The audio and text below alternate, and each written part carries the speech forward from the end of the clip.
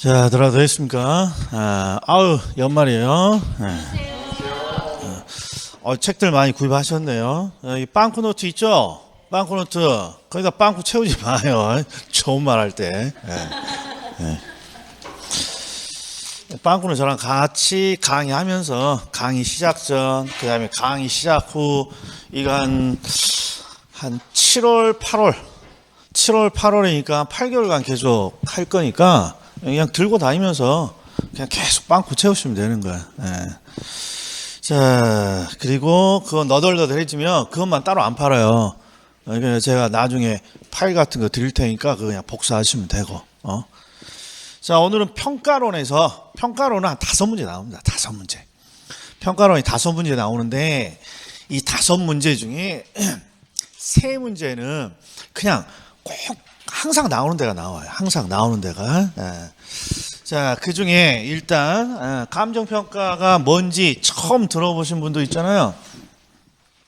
우리가 두 개를 한번 비교해 볼게요. 중계.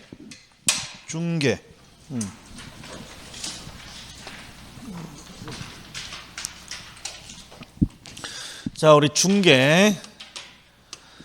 중계하고 감정평가. 요 두 가지가 대표적인 부동산 활동이죠. 대표적인 부동산 활동. 부동산 중개, 부동산 감정평가. 그러면 부동산 중개는 우리 공인중개사법에 뭐라고 적어져 있습니까? 두 줄로 길게 되어 있죠. 두 줄로. 뭐 기억나요? 두 줄로. 중개 대상물에 대한 뭐 이렇게 시작하잖아요. 중개 대상물에 대한 중개 대상물에 대한 뭐 매매 그 다음에 뭔지 모르겠어요. 뭐 교환 등 그렇죠.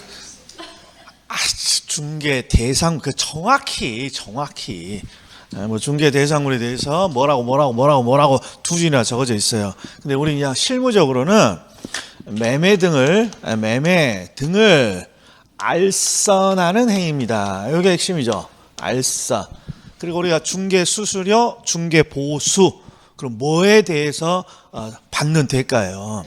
그렇죠. 요 매매의 알선에 대해서 받는 것이죠. 자, 그런데 감정평가는 무엇입니까? 그러면 부동산 등의 가치 추계 활동 이렇게 불러요. 가치 추계 활동. 근데 이제 중요한 거 중개는 익숙해요, 사람들에게. 근데 감정평가는 사람들에게 익숙하지 않죠. 그러니까 그 이유를 아셔야 돼, 이유를. 자, 가치 추계 활동이고 감정평가 수수료는 이런 부동산의 가치 추계를 해주고 받는 대가인데 도대체 누가 대가를 주고 이 감정평가를 합니까? 그러면 대표적인 게 1번 법원.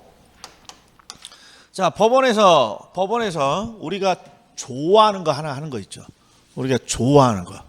중개사 사장님들이 좋아하는 활동. 법원에서. 경매. 그렇죠. 법원에서 경매. 경매에 당한 사람이야. 기분 안 좋겠지만 중개사 사장님들은 경매 겁나게 좋아합니다. 왜? 경매에 대해서 입찰 대리 이런 거 많이 하거든요. 자, 그런데 이제 법원이 경매를 하게 되면 항상 어떤 걸 발표합니까? 그러면 최저 경매 가격이라는 걸 발표해요. 최저 경매 가격. 최소한 요 정도는 경매 입찰할 때 써내야 되는 가격. 요걸 법원장이 결정해요. 근데 법원장이 이 최저 입찰 가격을 어떻게 결정합니까? 그러면 감정평가 법인에게 가치를 의뢰해요. 그래서 그 가치의 80%나 90% 정도를 때려요. 이게 감정평가가 10억입니다. 그러면 한 8억 정도를 딱 결정해서 80% 정도 결정해서 이걸 최저 입찰 가격이라고 공고하는 겁니다. 그래서 일단 법원이 감정평가 서비스 활동을 일단 써요. 그다음 두 번째, 은행은 돈을 빌리러 가면 항상 뭘 내놓으라 그래요? 담보물을 내놓으라고 하죠. 담보물. 그리고 담보물의 대부분은 부동산. 그러면 이 담보물의 가치를 누구한테 의뢰합니까? 이 감정평가 법인이죠. 감정평가법에. 자, 이게 감정평가가 좀 애매모호해요. 실무적으로. 시가가 한 10억 원이에요. 그러면 경매 목적으로 이렇게 감정평가를 하면 거의 시가랑 비슷해요. 거의 시가랑. 시가, 거의 시가라. 그래서 시가의 한 80% 정도 때려서 최저 입찰 가격을 이렇게 공고하는데, 담보물, 은행이 감정평가에게 부동산 중에 부동산 담보물을 평가를 의뢰해요. 그러면 시가가 10억 원이면 한 9억 정도 나와요. 9억 정도. 시가보다는 훨 작게 평가를 해줍니다. 왜 그러겠어요? 대출해주기 싫다는 거죠. 은행이 기본적으로 좀 보수적으로 평가해달라고 그래요. 보수적으로. 그러니까 우리가 흔히 이런 생각을 하신 분이 많아요. LTV가 40%입니다. LTV가 40%입니다. 그러면 담보물 가치의 40%를 빌려준다는 거 아닙니까? 그런데 시가가 10억 원이니까 우리 대출을 받으러 가는 사람이 야, LTV가 40이면 한 4억은 대출 받겠구나. 이런 생각을 하고 간다고요? 절대 그렇게 안 줘요. 왜? 이 시가 자체를 담보물의 가치로 넣는 게 아니라 감정평가 법인에게 의뢰한 평가 가격을 여기다 집어넣어요. 평가 가격. 그럼 한 9억 정도야. 그럼 9억에 40%면 4, 9, 36, 한 3억 6천.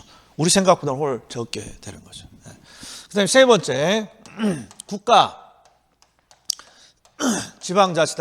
지방자치단체가 여러 가지 사업을 하잖아요. 여러 가지 사업을 하면서 토지를 취득하죠. 그 토지를 취득하면 당연히 보상금을 줘야죠. 보상. 그럼 보상금을 주려면 부동산 가치가 얼마인지 알아야 될 거 아니에요. 또 그때 감정평가 법인에게 의뢰를 해요. 그러면 결국 이게 감정평가 법인의 주된 밥벌이에요. 주된 밥벌이. 그런데 의뢰하는 사람을 봐봐. 중개는 일반 국민이 진짜 죽을 때까지 두세 번 안 쓰는 사람이 없어요. 개인적으로 다 한두 번은 다 써요. 중개 서비스라는 건. 그래서 일반 국민들이 중개 활동은 뭐다? 이건 잘 알고 있는데, 감정평가 서비스, 감정평가 활동은 우리가 평생 가봤자 의뢰할 일이 있다 없다. 의뢰할 일이 있으면 친해져야 돼. 개인들은 대부분 어떤 겁니까? 아버지가 땅이 있어요. 일단 땅이 대충 얼마인지 알아야 세금을 낸단 말이에요.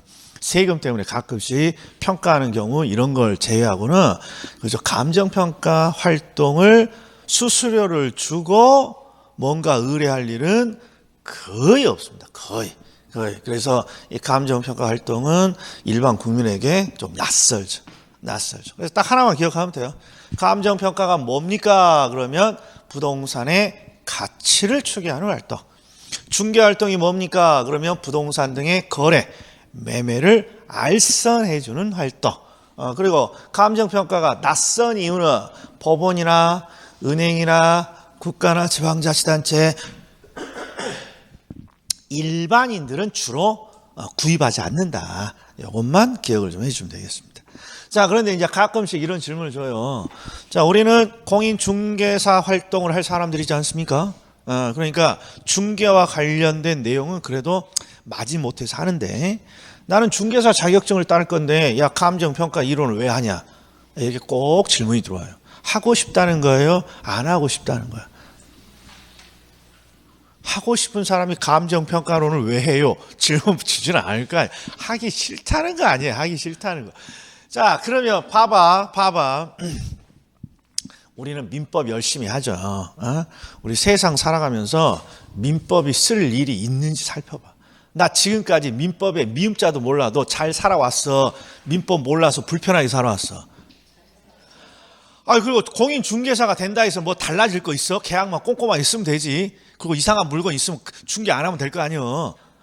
민법 아무 쓸데도 없어. 아무 쓸데도. 민사특별법이나 이런 것들은 일반 상식이니까 중개사 사장님들도 일반인보다는 더 알고 있어야지. 일반인도 잘 아는데. 그러니까 민법 그럼 한 필요도 없어. 그런데 민법에 대해서는 한마디도 안 해. 왠지 꼭 필요할 것 같아서. 하나도 안 써. 하나도. 민법. 뭐 공법 봐봐. 공법. 부동산 중개하려면 공법, 세법 이런 거 꼭 알아야 됩니다 하고 거짓말 하잖아. 우리 하은진 선배랑 상곤이 형이 세법 봐요. 중개 활동을 할 때 누군가 세법 상담을 중개사 사장님한테 합니다. 큰일 나. 누구 소개해줘? 세무사 소개해줘. 세무사도 요새는 취득세, 재산세, 종합부동산세는 중개사 사장님들도 그 정도는 하는 거잖아요. 그러니까 세무사들도 중개사 사장님들이 어느 정도 해줄 수 있는 취득세, 재산세, 종합부동산세는 그걸 좀 명확하게 해줘. 근데 양도소득세 물어보잖아요. 그럼 세무서에 두 곳 찾아가 봐. 한 곳은 양도소득세 상담은 안 합니다. 이렇게 나와. 세무사가 양도소득세가 굉장히 복잡하다고. 근데 말 잘못해가지고 세금 오류 나면 손해배상 해줘야 된다고. 손해배상. 그래서 세무사 중에 절반은 양도소득세는 상담 안 씁니다. 상속, 증여, 막 취득 이런 건 우리도 대충 말해주잖아. 그런 거만 해. 똑같다고. 자, 근데 공법 써볼 일이 있을 것 같아요? 중개사 사무실 운영하면서 쓸 일이 뭐 있어? 요거 도시지역이고요, 주거지역이고요. 이거 말고는 쓸 게 없어. 도관동자, 주상공록밖에. 근데 장담해. 그러면 다 할 필요 없잖아. 그런데 감정평가로는 민법이나 세법이나 공법보다는 훨 우리랑 연관성이 있어요. 어떤 연관성이 있냐? 중개사 사장님이 중개를 할 때 부동산에 대한 가치 판단을 하고 해야겠어. 가치 판단 없이 우리 집주인이 그냥 받아달라는 대로 받아줘야겠어. 그렇죠. 가치 판단을 해야 된단 말이에요. 그래서 감정평가론의 절차나 이런 게 나오는 게 아니라 감정평가에서 가치를 추계하는 그 논리만 우리 시험에 나온단 말이에요. 그래서 딱 보면 지역분석, 개별분석이 감정평가론에 매년 나오는 출제 논점인데, 중개활동에서도 하는 듯해 안 하는 듯해 지역을 분석합니다. 개별 분석은 개별 부동산을 분석하는 거예요. 개별 부동산을 분석한다는 게 뭐니? 그럼 아파트로 치면 아파트 내부를 들어가서 베란다가 확장돼 있느냐, 방이 몇 개냐, 그다음에 욕실하고 주방은 개보수가 되어 있느냐, 뭐 남향이냐, 도배 장판은 잘 돼 있냐, 이런 거 보는 거예요. 이런 거. 그러니까 개별 분석하지 않습니까? 이게 중개에서도 중요한 내용인 거죠. 자, 그런데 지역 분석은 지역을 분석합니다. 개별 분석은 개별 부동산의 특성, 뭐 도배, 장판, 뭐 베란다 확장 여부 이런 걸 분석합니다. 이렇게는 안 적어져 있다니까, 책에. 그래서 애가 시험에 잘 나옵니다. 그래서 일단 그 빵꾸부터 한번 뚫어볼게요. 지역 분석은 이해하기 전에 암기부터 들어갑니다. 암기부터. 여기가 빵꾸 뚫어져 있죠? 이게 바로 지표 수준. 이렇게 암기합니다. 지표 수준. 여기는 개최 가격. 그래서 우리가 항상 암기합니다. 지표 수준, 개최 가격. 지표 수준, 개최 가격. 이거 하나면 지금까지 다 맞춰왔습니다. 지표 수준, 개최 가격. 지표 수준, 개최 가격. 자, 그럼 이게 무엇입니까? 그러면 첫 번째, 가치 형성 요인은 우리가 배우진 않았죠. 오늘 평가론 시작이니까. 근데 이제 가치 형성 요인이라는 건 가치에 영향을 주는 요인들을 말해요. 가치에 영향을 주는 요인들. 그 중에 지역 요인이 뭡니까? 그러면 지역의 특성을 말해요. 지역의 특성. 자, 부동산이 어떤 지역에 속해 있느냐가 대단히 중요하잖아요. 그래서 항상 부동산 시장은 지역적인 시장이고, 그래서 가치에 영향을 주는 요인 중에 지역을 뭔가 분석한다라고 하는 거예요. 요인 굳이 번역할 필요 없죠. 지역을 분석하는 거예요. 자, 그래서 뭘 찾아낸다고 합니까? 표준적인 이용과 지역의 가격 수준을 찾아냅니다. 이게 지표 수준이에요. 지표 수준. 그 다음에 개별 부동산은 가치에 영향을 주는 요인 중에 개별 요인을 분석해요. 그럼 이거 뭐라고 번역하라고? 나 지금 금방 여기 했어. 뭐라고 번역하라고? 개별 요인을. 부동산학이 아주 중요한 요령이 있다니까. 자, 지역 요인은 모르겠어요. 지역 요인은 딱히 정확히. 근데 요인자 딱 떼면 지역은 알겠어? 그러면 이렇게 번역해. 지역을 분석한다고. 그러면 개별 요인은 딱히 뭔지 모르겠어? 근데 개별 요인에서 요인 띄면 개별? 이것도 잘 모르겠어. 그러나 여기다가 부동산 넣으면 개별 부동산을 분석하는 거예요. 개별 부동산. 네? 그래서 뭘 찾아낸다? 최유효 이용과 구체적 가격을 찾아냅니다. 지표 수준, 개체 가격. 지는 뭐라고? 지역 요인. 그 다음에 표는 표준적인 이용, 지역의 가격 수준. 개는 개별 요인. 그 다음에 최유효 이용, 구체적 가격. 그러면 이제 이해해보죠. 서남계에서 지표 수준, 개체 가격. 자, 이거 한번 보죠. 자, 여기에 지금 두 문자가 두 문자를 따면 지표 수준, 개체 가격 이렇게 있죠. 자, 여기 101동 101호가 101동 오늘 별로 강의를 하고 싶지 않나. 자, 우리가 학원이 딱 둘 중에 하나를 선택해요. 연말에 이번 주에 월, 화, 수 쉬고 1월 2일부터 개강하는 학원이 있고, 연말까지 수업하고 다음 주 월요일부터 개강하는 학원이 있고. 우리는 언제 개강합니까? 그렇죠. 저는 일산이 더 맞는 것 같아. 연말까지 좀 하고 연초에 좀 술 좀 먹고 그다음에 마음 비우고 언제 다음 주부터 이제 교재 들고 와서 이제 죽으나 사나 언제까지 10월 달까지 달려간다. 이게 맞을 것 같아. 이게 맞을 것 같아. 예. 자, 여기 101호가 대상 물건이 나왔어요. 이게 물건이야. 이걸 제가 중개로 바꿔볼게. 중개로. 자, 101호가 물건이 나왔어요. 나는 어디에 있니? 그러면 이쪽에 중개 사무실을 두고 있어요.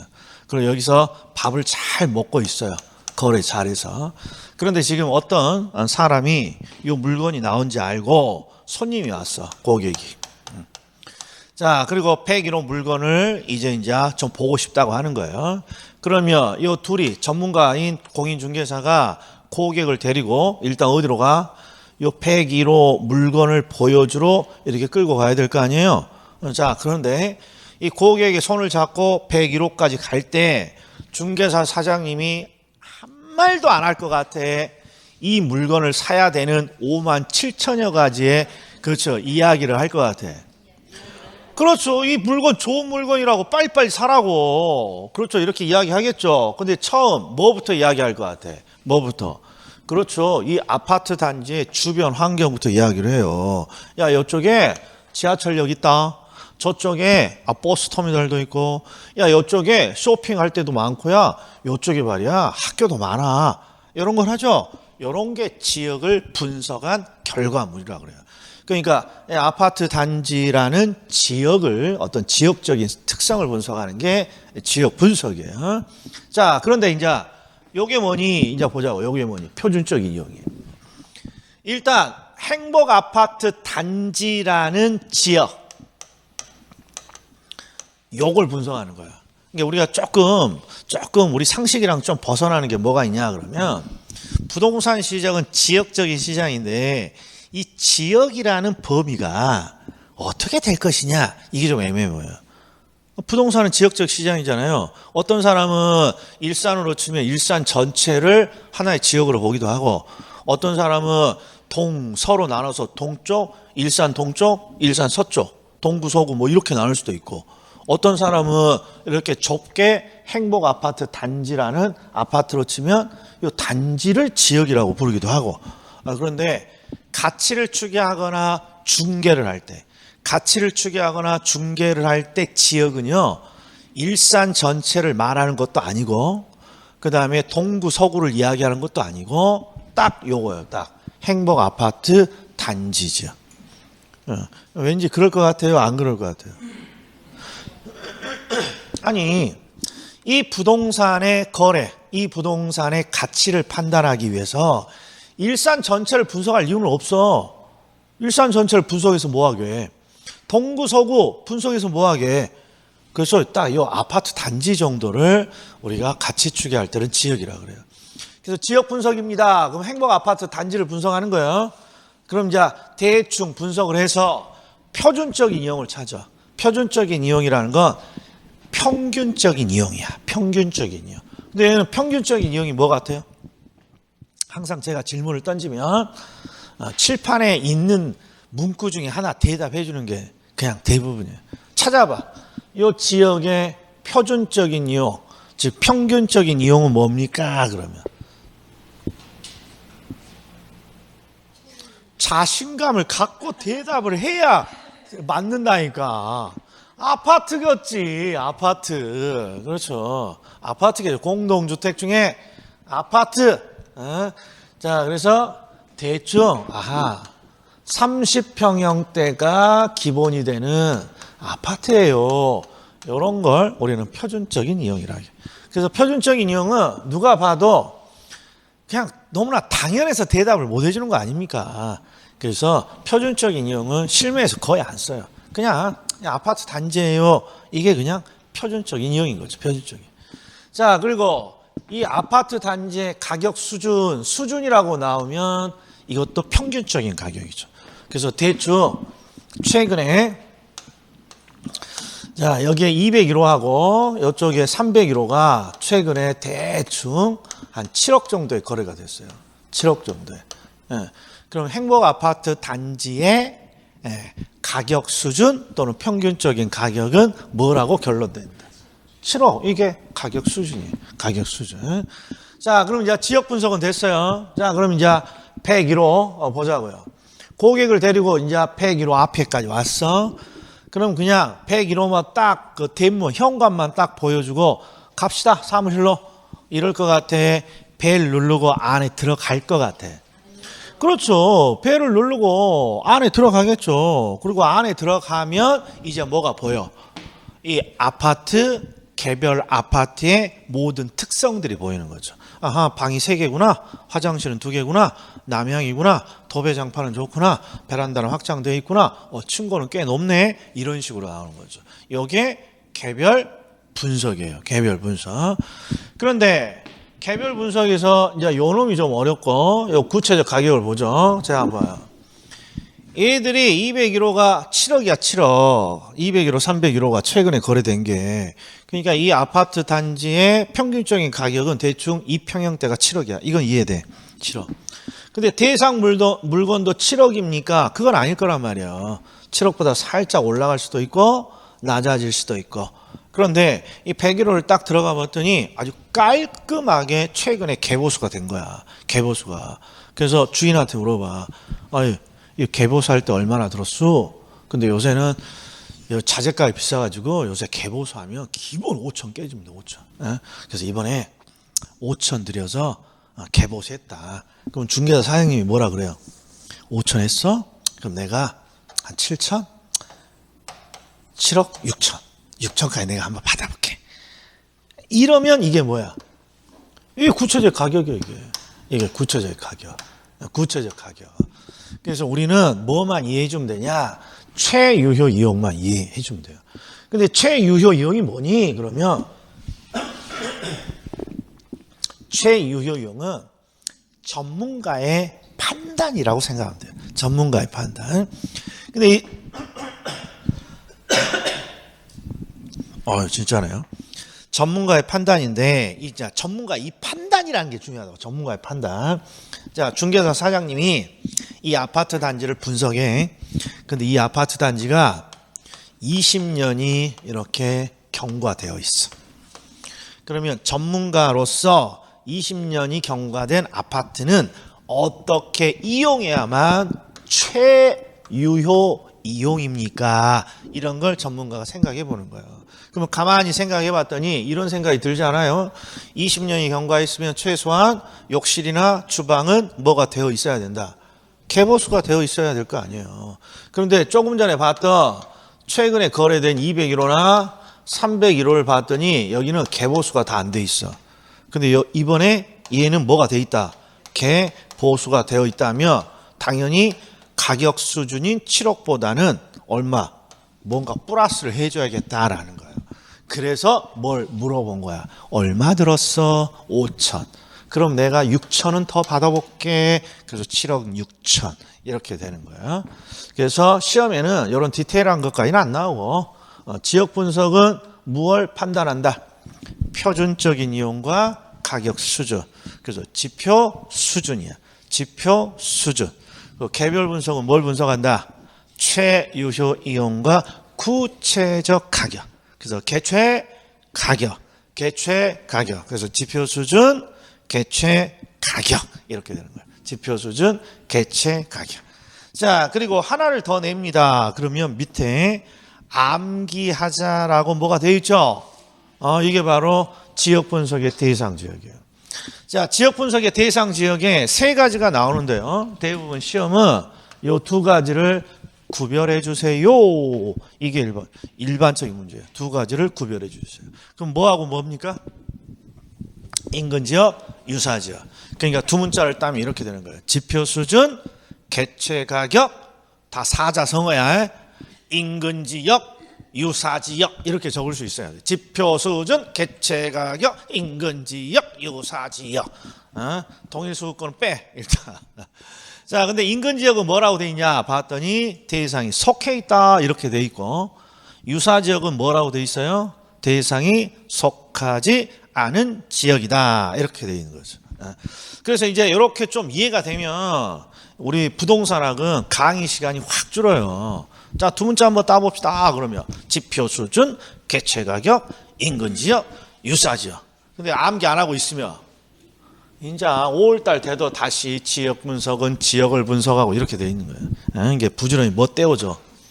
빵꾸 떼어줘. 빵꾸. 자, 인근 지역, 유사 지역 분석을 한번 해볼게요. 해보자. 자, 대상이 속해 있는 지역입니다. 그럼 일단 이 행복 아파트 단지 정도를 우리는 지역이라고 부르는 거죠. 이게 지역적인 시향이야. 그리고 대상이 속해 있습니다. 그러면 이게 대상이니까 이 대상이 속한 행복 아파트 단지를 뭐라고 부른다? 이걸 인근 지역이라고 불러요. 인근 지역. 즉 대상 101호가 속해 있는 지역. 이게 인근 지역이에요. 자, 일반적으로 우리가 가치 판단을 하거나 뭔가 중개 활동을 할 때 대상이 101호면 어떤 지역을 분석해야 돼요? 대상이 속해 있는 아파트 단지를 분석하는 게 이게 상식이겠죠. 그래서 항상 가장 먼저 분석하는 게 대상이 속해 있다.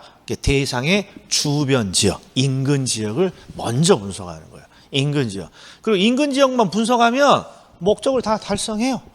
더 이상 분석할 일이 없어.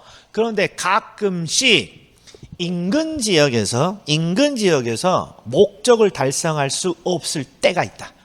인근 지역을 분석해서 목적을 달성할 수 없을 때가 있다. 그게 언제니? 그러면 가격 수준을 판단하려면 행복 아파트 단지에서 최근에 다른 아파트들이 좀 거래가 돼야, 얘가 7억이고요. 얘가 7억이어서 가격 수준이 대충 7억이겠군요. 이렇게 나오는 거예요. 그런데 희한하게 행복 아파트 단지가 최근 1년 안에 요 평행대의 아파트가 하나도 거래된 적이 없어. 하나도. 그러면 이 행복 아파트 단지의 가격 수준을 판단할 방법이 없단 말이에요. 그럼 어떻게 합니까? 요 도로변, 요 반대편에도요, 아파트 단지가 있어. 비슷한 시기에 비슷한 규모로. 요런 아파트 단지를 뭐라 그럽니까? 유사 지역이라고 불러요. 유사 지역. 그러니까 정의를 한번 보면 이렇게 돼 있어요. 대상이 속해 있습니다. 그럼 인근 지역. 원칙은 인근 지역을 분석하는 게 원칙이에요. 근데 인근 지역에서 목적을 달성할 수 없다. 그러면 인근 지역이랑 뭐한 지역. 그렇죠. 이렇게 흘러가는 거예요. 인근 지역이랑 유사한 지역. 근데 이 인근 지역이랑 유사한 지역에는 대상이 속해 있는 거예요? 대상이 속해 있지 않는 거예요? 속해 있지 않죠? 그래서 대상이 속하지 않은 지역으로서 인근 지역과 유사한 지역입니다. 이런 식으로 정의가 되어 있는 거예요. 자, 한 번만 읽어볼게요. 빵꾸 한번 채워볼게요. 1. 인근 지역. 암기하자. 1. 인근 지역. 대상이 땡땡 속한이죠. 속한. 대상이 속한 지역으로서 부동산의 이용이 동질적이고 가치 형성 요인 중에 땡땡 요인을 공유한다. 그럼 이게 지역 요인이에요. 이게 지역의 특성을 공유한다. 자, 2번 유사지역이야. 유사지역. 대상이 속하지 않겠죠. 인근 지역이 아니니까. 인근 지역과 땡땡한 특성을 갖는 지역. 그렇죠. 인근 지역과 유사한 특성을 갖는 지역입니다. 자, 그래서 이렇게 가는 거예요. 인근 지역에 최근에 거래가 없어서 유사지역을 분석했더니 여기가 501호, 601호가 대충 7억으로 이렇게 거래된 거예요. 그러면 여기에 있는 요 7억은 정확히 말하면 유사지역의 가격 수준이야. 그렇죠. 유사지역에서 거래됐으니까. 근데 이 유사지역의 가격 수준을 대충 위치도 비슷하고 규모도 비슷하니까 인근 지역의 가격 수준이라고 할 수 있다 없다? 할 수 있다 이런 거예요. 그래서 인근 지역을 분석하는 게 원칙이고 뭘 추가적으로 유사지역을 추가적으로 분석합니다. 자, 이렇게 하게 되면 한 주제가 끝난 거예요. 자, 그러면 기출 한 번만 풀어보죠. 기출. 최근 기출 문제. 자, 감정평가 과정상 지역과 개별 분석이야. 우리 딱 30분 했어. 30분도 아니고 한 20분 했죠. 또 제가 목이 칼칼해서 목이 이렇게 하니라고 또 한 3분 빠졌으니까 한 20분이야, 20분. 보셔. 자, 앞으로 이제 문제를 계속해서 주제별로 한두 문제씩 보여줄 텐데 항상 뭘 찾으려고 노력해야 되냐 그러면 그냥 아무 생각 없이 읽지 말고 논점을 일단 찾아내. 논점. 그럼 논점이 어떤 논점입니까? 우리가 지금 하고 있는 주제가 뭐예요? 지역 분석, 개별 분석. 그러니까 이런 논점을 찾아줘야 돼요. 1번을 딱 읽었더니 개별 분석, 개별 분석. 여기는 지역 분석. 이런 게 논점이 보여야 돼. 글을 쭉 읽을 때. 예? 자, 그리고 또 글을 읽다 보니까 인근 지역, 유사 지역. 논점이 보이잖아요. 인근 지역과 유사 지역을 구별해라. 인근 지역이 뭐고 유사 지역이 뭐고. 이게 논점이 일단 보여야 돼. 그리고 이제 문제를 찾을 때는 이 논점과 관련된 키워드들이 있지. 그러면 지역 개별 분석은 키워드가 개최 가격. 개최 가격. 그러니까 대상의 최유효 이용을 판정하기 위해서 개별 분석이 필요해요. 됐고. 자, 4번. 해당 지역의 표준적인 이용. 그다음에 가격 수준. 아하, 지표 수준이네. 지표 수준. 맞았네. 표준적인 이용, 가격 수준. 그리고 인근 지역과 유사 지역은 항상 인근 지역에 우리가 빵꾸 뚫어놓은 게 있어. 조금 전에 암기하자. 딱 두 군데. 빨리 봐봐. 그렇죠. 대상이 속해 있느냐. 그 다음에 지역 요인을 공유하고 있느냐. 자, 대상이 속해 있습니다. 이런 게 키워드라고. 찾았어. 부동산의 이용이 동질적이고 가치 형성. 땡땡 요인을 공유하는 지역. 이 두 번째 빵꾸죠. 원래 뭐라고 적어야 돼요? 그렇죠. 그러니까 이게 틀린 거라고. 이게 이렇게 틀린 거예요. 이게 빵꾸를 미스터 위 심심해서 아무데나 뚫어놨겠어. 뭔가 시험에 자주 함정으로 출제되니까 뚫어놨겠어. 그렇죠. 자주 함정으로 출제되니까 뚫어놓은 거예요. 근데 우리 오늘 익힘장 3번 봐봐. 빵꾸는 또 3번. 동일수거는 빵꾸가 없제. 그렇죠. 왜 그럴까? 한 번도 여기에 함정을 판 적이 없다라는 거야. 이게 동일수건이 시험에 나오긴 나오니까 넣어놨어. 근데 한 번도 함정을 파지 않아. 그러니까 그냥 가볍게 읽어주고 우리도 동일수건 대충 비슷한 내용이다. 그럼 그냥 넘어가는 거야. 근데 인근 지역은 두 군데 빵꾸 들어놨죠. 대상이 속해 있다 확인하고 지역 요인을 공유한다라고 반드시 돼 있어야 된다는 거죠. 자, 유사 지역을 한번 봐요. 유사 지역. 대상이 속하지 아니하는 지역으로서 인근 지역과 유사합니다. 그럼 된 거고. 그럼 된 거고. 그럼 뭐가 정답이겠어? 이미 정답 찾았네. 자, 그리고 3번 같은 건 오늘 빵꾸 노트에는 없잖아요. 한번 보자고요. 개별 분석보다 뭘 먼저? 지역 분석을 먼저 실시하는 것이 일반적입니다. 지역을 먼저 분석하겠죠. 지역을 먼저. 요렇게 하면 지역과 개별 분석이 끝난다. 자, 한 장을 넘겼어. 이제 마지막 주제. 근데 이게 좀 길어. 이게 길어. 자, 가격 공시 제도는 진짜 우리 중개사 시험 역사상 한 번도 안 나온 적이 없어. 한 번도. 그리고 지금 제가 여기 빵꾸 노트로 찾아놓은 게 한 몇 개 되죠. 이 안에서 정답이 빠진 역사도 없고, 그런데 대부분 수험생들이 안 해. 안 한다는 게 문제. 이게 맨 꼬랑져 있으니까. 그래서 저랑 같이 좀 이해해봐. 자, 일단 토지 가격 공시 제도라고 했는데 우리나라 부동산 가격 공시 제도의 특징은 요게 구조예요. 그러면 단독주택하고 공동주택을 합치면 뭐라고 불러요? 찍어. 이거 시험이 안 나오는 거야. 빨리 해. 그렇죠. 주택이지. 주택. 항상 주택을 부동산에서 단독주택이냐 공동주택이냐. 자, 공동주택. 퇴근할 때 암기사항이었죠. 세 가지 불러봐. 아파트 한 글자.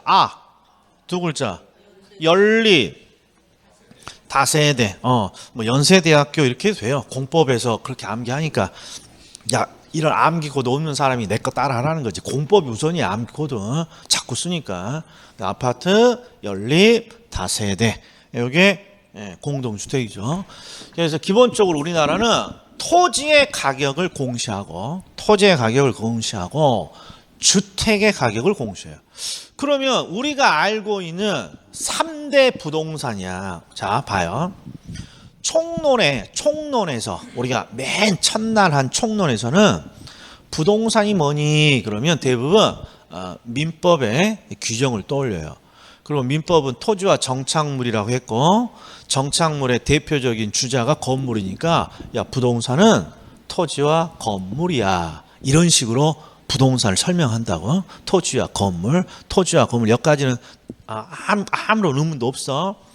그런데 조세로 가게 되면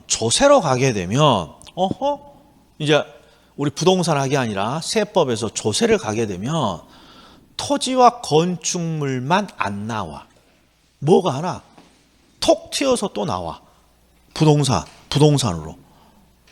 토지, 건축물, 주택이 갑자기 나온다고. 주택이 토지, 건축물, 주택. 토지, 건축물, 주택. 세금으로 가게 되면 그럼 왜 그래요? 보세요. 우리가 일반적인 부동산은요 대부분 토지하고 건물하고 이렇게 결합되어 있어요. 그런데 예전에는 대부분 뭐 세금을 부과할 때 어떤 식으로 가격을 결정했습니까? 그러면 토지 따로 가격 결정하고 건물 따로 가격을 결정해서 둘을 합쳤어. 이게 일반적인 세금을 부과하는 방법이에요. 그래서 우리가 재산세 같은 것도 토지와 건물을 나누어. 이렇게 나눠서 토지의 가격을 따로 추계해서 토지에 대한 재산세 토지분 이렇게 말해요. 재산세 토지분. 그리고 건물에 대해서는 건물 가격을 따로 책정해서 재산세 건물분 이렇게. 그럼 결국 내가 부동산에서 내는 세금은 토지에 대한 세금, 건물에 대한 세금 이렇게 따로따로 낸단 말이야. 그런데 주택은 용어 자체가 어떤 게 되어 있니? 그러면 이미 토지하고 건물이 이렇게 결합되어 있는 애죠. 주택은. 그래서 주택의 가격은 토지하고 건물의 가격을 합친 거야. 그럼 이게 이제 어떤 차이가 있냐? 여기 봐봐. 자, 토지 건물을 주택 이제 똑같아. 주택을 토지와 건물 일체로 한 가격. 이게 일반적인 시가잖아요. 얘가 10억이야. 일체로 주택의 가치를 평가해. 근데 이걸 나눠봐. 토지 가격 따로 측정하고 건물 가격 따로 측정해서 이렇게 합산해 보면 얘보다 더 많이 나올까? 얘보다 더 적게 나올까? 10억보다. 이게 자, 주택을 토지와 건물 일체로 우리가 거래한 게 시가가 10억이라고 해보자고. 시가가. 그러면 토지 따로 가격을 산정하고 건물 따로 가격을 산정한 금액이 10억보다 높을까 작을까 이런 거예요. 대부분 우리가 이렇게 요 토지 건물 따로 평가해 보면 토지가 한 5억, 건물이 한 3억. 그래서 토지 따로 건물 따로 평가해서 합산하잖아요. 얘보다 안 돼. 얘보다 안 돼. 예? 그러니까 지금까지는 세금을 예전에는 세금을 깎아주려고 옛날에는 군사정부였잖아요. 군사정부가 해줄 거 뭐밖에 없어요. 세금 좀 깎아주고 이런 거죠. 그러니까 예전에는 이렇게 토지와 건물을 일체로 해서 하나의 가격을 산정하지 않고 토지 따로 가격 산정하고 건물 따로 가격 산정해서 토지 세금 따로 건물 세금 따로 이렇게 부과했어요. 그러면 세금이 싸죠. 왜? 토지 따로 건물 따로 가치를 추계하면 일체로 가격을 평가하는 것보다 더 낮아요. 그런데 이렇게 일체로 평가하게 되면 어떻게 돼 있어? 이렇게 따로따로 평가한 것보다 높아. 그러면 이제 어떤 일이 벌어지니? 봐. 상가는 어떻게 세금을 부과하고 어떻게 가치를 평가하고자 합니까? 그러면 상가는 뭐 이렇게 중요한 부동산이 아니잖아요. 이게 토지 따로 금액 산정해서 세금 부과하고 건물 따로 가격 산정해서 세금 부과하고 따로따로. 공장도 어떻게 토지 따로 가격 산정해서 세금 부과하고 건물 따로 가격 산정해서 세금 부과하고. 그런데 누구만? 주택만큼은 실제와 근접한 가격으로 세금을 부과하겠다는 거예요. 주택만큼은. 왜? 주택에 대한 투기가 너무 많으니까 주택만큼은 세금을 정상적으로 받겠다는 거야. 이게 정상적이지. 주택을 통으로 가격을 산정해서 세금을 부과하는 게. 그래서 이제는 어떻게 조세에서 토지 건축물이 있고 주거용 용도로 사용되는 주택은 따로 가격을 산정한다고. 따로. 자, 그럼 이제 보세요. 부동산의 가격을 공시할 때도 일단 토지가 있어. 주택은 이렇게 따로 있는 거 보니까 토지와 건물을 일체로 한 가격이구나. 이런 생각이 들어야 돼. 그럼 뭐가 빠져 있어요? 건축물의 가격이 빠져 있잖아요. 건축물은요, 대부분 국토교통부 장관이 발표하는 건축비 있어. 표준 건축비. 이 표준 건축비로 대부분 산정을 해요. 그래서 여기는 없는 거야. 자, 그래서 우리나라 부동산 가격 공시 제도는 자, 대표적인 부동산, 토지, 건축물, 그리고 주택 이렇게 세 가지 중에 토지에 대한 가격 공시 제도, 주택에 대한 가격 공시 제도 이렇게 두 가지가 있고 우리 건축물은 국토교통부가 뭐 분기마다 발표할 거예요. 표준적인 건축비 이런 걸 가지고 대부분 우리가 가격을 확인하는 겁니다.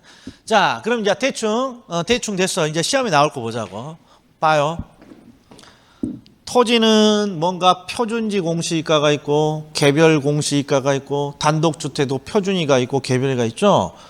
제가 강의할 때 줄여서 표준이 개별이 이렇게 불러. 표준이 개별이 이렇게. 토지는 표준이 개별이. 그리고 항상 토지부터 시작했으니까 토지를 중심으로 제가 설명한단 말이에요. 딱 요거까지만 하고 10분 쉬어봅시다. 자, 시장군수구청장이 재산세를 어떻게 부과할 것이냐. 그럼 느낌.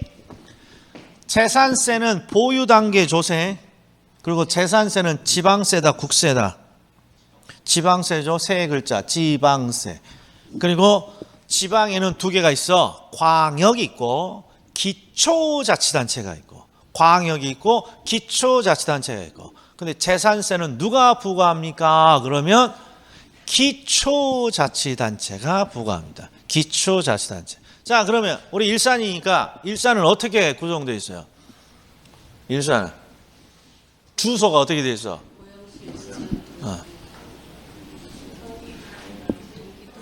도는 빼먹어? 도는? 도는 경기도, 고양시. 그러면 경기도가 광역자치단체고 고양시가 기초자치단체죠. 그러니까 일산은 고양시장이 재산세를 부과하는 거죠. 고양시장이. 자, 고양시장이 재산세를 어떻게 부과할까요? 그리고 표준이하고 개별이 이렇게 해보자고요. 자, 보자고. 자, 고양시장이 재산세를 부과하는데 지금 얘가 토지야. 토지에 대한 재산세야. 그리고 고양시장이 관할하는 구역에 토지가 9개가 있어. 9개가. 얘가 3-1번 토지야. 9개가 있어.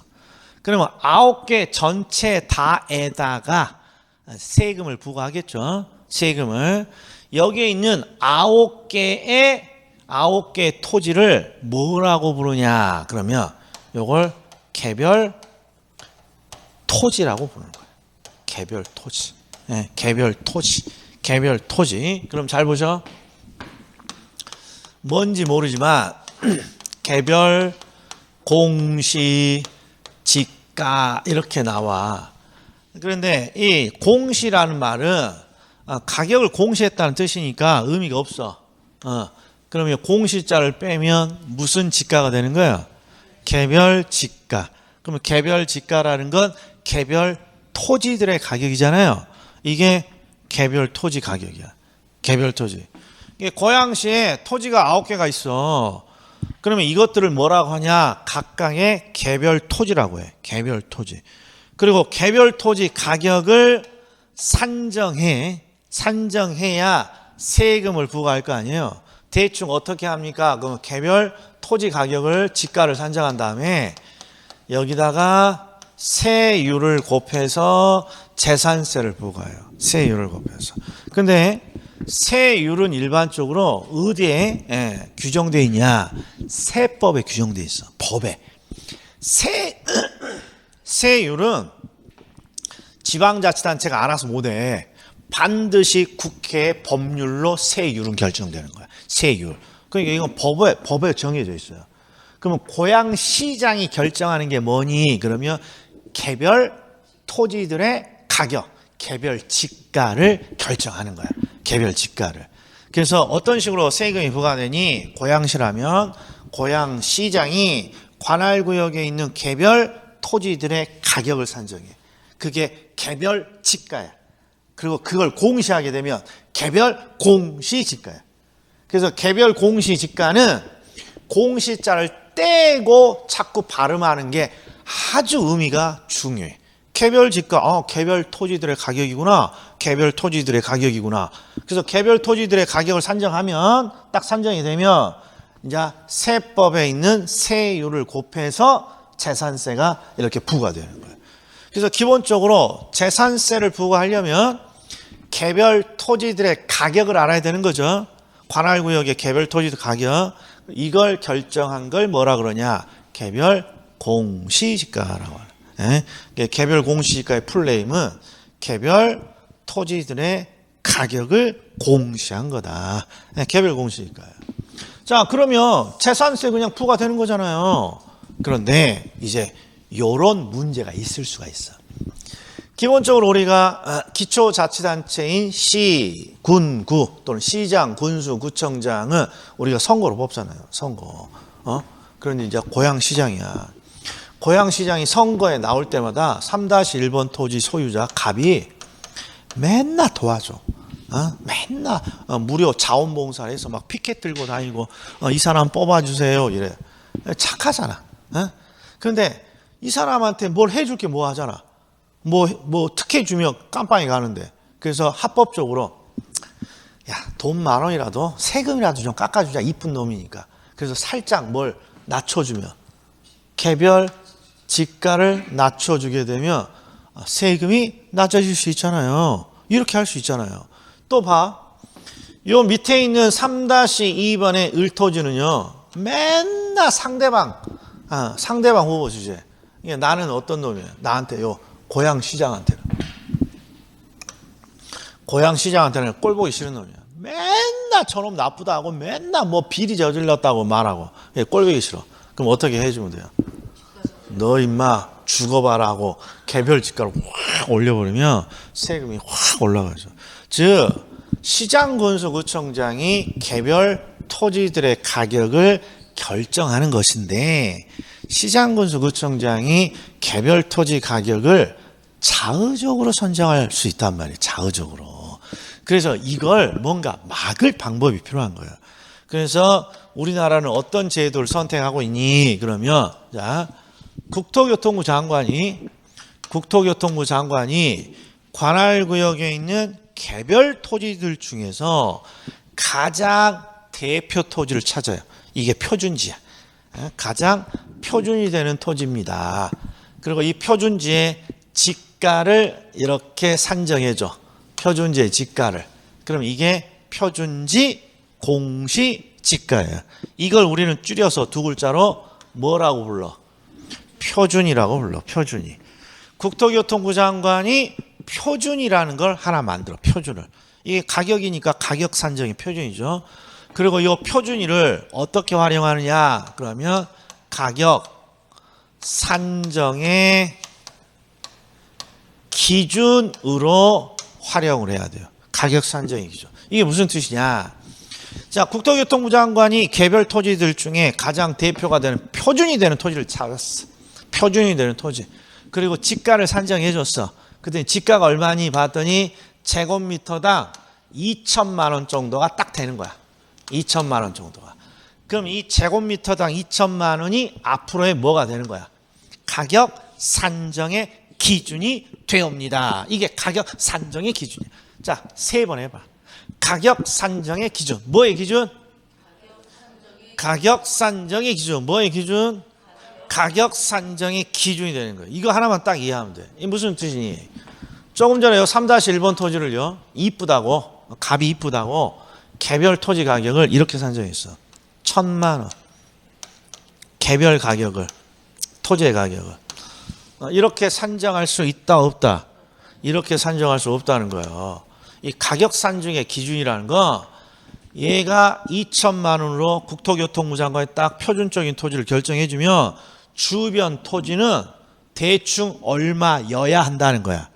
그렇죠. 이게 가격 산정의 기준이라는 의미예요. 이 지역의 대표 토지가 2천만 원이니까 이 지역은 2천만 원을 크게 벗어날 수 있다, 없다? 없다라는 거야. 그러니까 요렇게 산정하면 요거 빠꾸 맞아.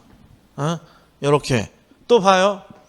요 놈은 3-2번 토지로 너무 미운 거야. 그래서 너 죽어봐라 하고 제곱미터당 3,500만 원으로 이렇게 개별 토지 가격을 산정해 줬어. 그러면 이것도 빠꾸 맞아. 왜? 가격 산정의 기준인 표준지 공시지가를 봤더니 2천이야. 그럼 이 지역은 2천을 크게 벗어나면 된다, 안 된다? 안 된다라는 게 가격 산정의 기준이에요. 자, 그래서 국토교통부 장관이 항상 줄여서 뭘 만들어? 표준을 만들어. 그러면 그 표준이 가격 산정의 기준이 되어서 주변에 있는 어떤 토지들, 개별 토지들의 가격을 산정하게 된다라는 거예요. 그래서 흐름이 어떻게 되냐? 국토교통부 장관이 표준위를 만들어. 그러면 이것을 기준으로 시장, 군수, 구청장이 개별 토지들을 산정해. 개별 가격을 산정해. 그냥 줄여서 개별이를 산정해. 개별이. 그리고 개별이가 산정이 되면 이 가격에 맞춰서 뭘 부과해? 그렇죠. 재산세 등 세금이 부과됩니다.